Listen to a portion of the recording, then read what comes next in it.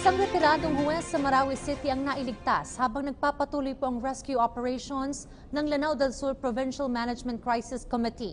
May ulat si Jam Rukat ng Philippine Information Agency, Iligan City.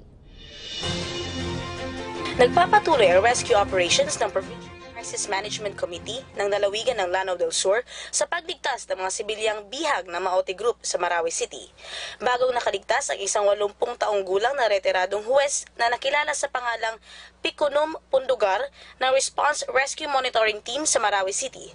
Agad siyang dinala sa health center sa probinsya para mabigyan ng tubig at agarang gamot sa dehydration.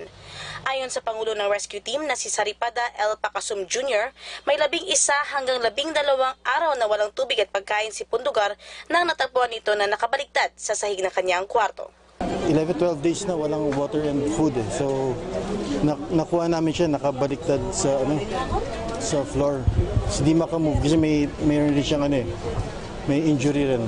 So all alone 80 years old data, I think. Tiniyak naman ni Pacasum na 24/7 ang kanilang rescue operation sa tulong ng militar. Yeah, actually we're here at 24/7. Depende lang sa go signal sa amin ng If we're allowed to enter, we will go. Sa kabilang dako, iginiit ni Western Mindanao Command Chief Lieutenant General Carlito Galvez sa isang press conference na mayroon pang mahigit kumulang 100 hostages na bihag sa loob ng Marawi City. Na dito ang Lilod, Bangulo at Marinaot na ngayon ay sinusuot ng tropa ng gobyerno. Ayon naman kay Brigadier General Rolando Joselito Bautista, Commanding General ng 1st Infantry Tabak Division, na sa conflict area, isa sa kanilang malaking konsiderasyon ay ang pag-rescue ng mga bihag. Once they are determined, eventually if there are LPGs there, then we will be very cautious on how to address the LPGs and at the same time to rescue those trapped civilians.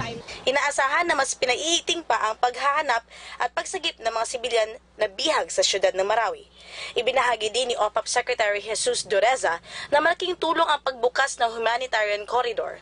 Save as many lives as possible of the civilians. So that is the reason why upon its directive, we have organized what we have referred to as a humanitarian corridor. 38 na sibilyan ang nakalikas sa tulong nito. Para sa bayan, Jam Rukat, Philippine Information Agency, Regional Command and Coordinating Center, Iligan City.